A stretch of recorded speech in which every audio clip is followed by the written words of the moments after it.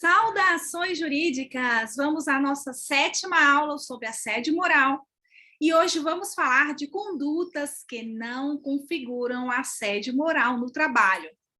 Vale lembrar que até aqui nós falamos de todos os aspectos que envolvem o assédio moral, as pessoas envolvidas, as condutas, como que essas condutas configuram assédio, quais são os requisitos, as modalidades.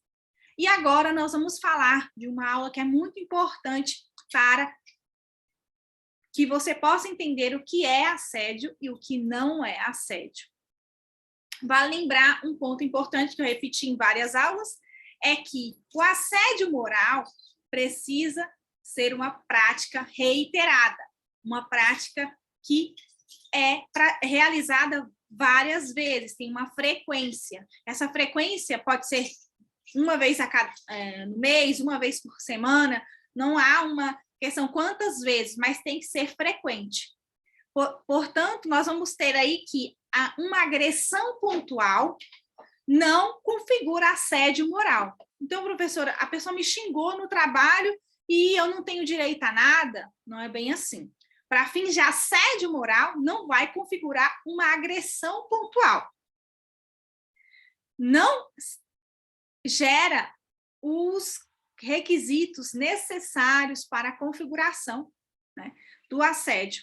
Portanto, temos que ter essa habitualidade, condutas repetitivas, condutas degradantes, humilhantes, enfim, mas de forma repetida. Nesse caso, se houver um xingamento, você pode pedir danos morais, né, porque violou a sua dignidade, violou os seus atributos da personalidade, em que pese não tenha cunho repetido. Então, nós vamos ter aí uma questão importante para lembrar.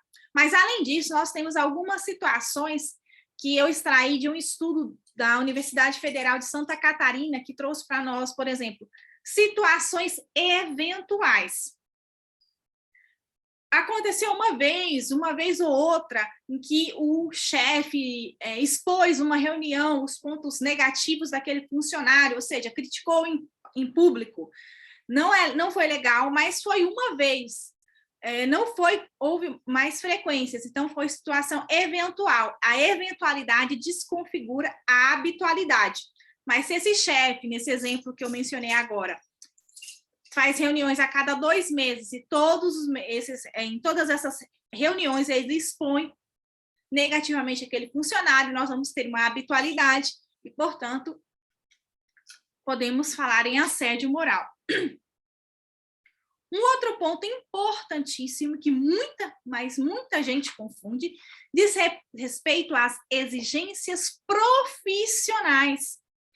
Todo trabalho, gente, em qualquer grau, em qualquer nível, há uma necessidade de exigência, de cobranças.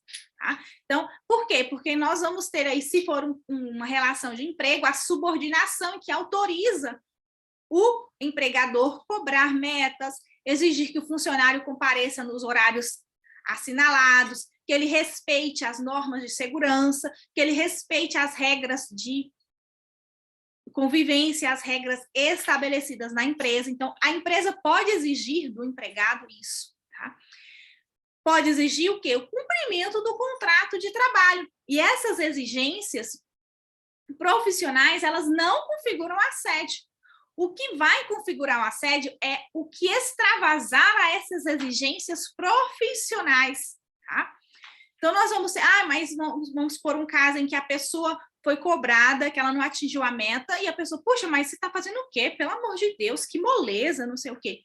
Em que pese, posso até usar palavras que não são muito agradáveis, se foi uma avaliação de um comportamento determinado, um comportamento em que era exigido por força do contrato de trabalho, nós vamos ter que falar, a priori aqui de início, em assédio.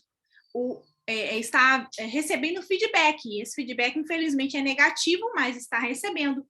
O que não pode ter são situações que têm o cunho de expor a pessoa a uma situação de vexame, expor ela a uma situação que vai ocasionar o seu adoecimento, porque é uma conduta assediadora, tá? Algo que venha comprometer a sua integridade física, psicológica, ou a sua autoestima, por exemplo, vai ficar vulnerável por essa razão, por essa exigência excessiva. Então, é o que foge das normas do contrato. Os vendedores, por exemplo, muitas vezes vêm pontuando essa questão que tinham muitas metas, bancários, mas nem sempre essas metas vão ser consideradas abusivas para fins de configuração do assédio moral. A gente tem que encontrar esse que a mais que a gente falou nas últimas aulas, que é essa intenção dolosa aí do funcionário, do líder, enfim, de quem está praticando o assédio, de desestabilizar o assediado, tá? Uma outra questão também que não configura assédio moral é a existência de conflitos. Uma relação entre pessoas, relações interpessoais, sempre há algum conflito. Existe aí um atrito de ideias, um concorda com uma coisa, o outro concorda com o outro, um gosta de café com açúcar, outro sem, um gosta de água gelada estralando, o outro gosta de água fresca, enfim. São várias questões que acabam podendo gerar conflitos.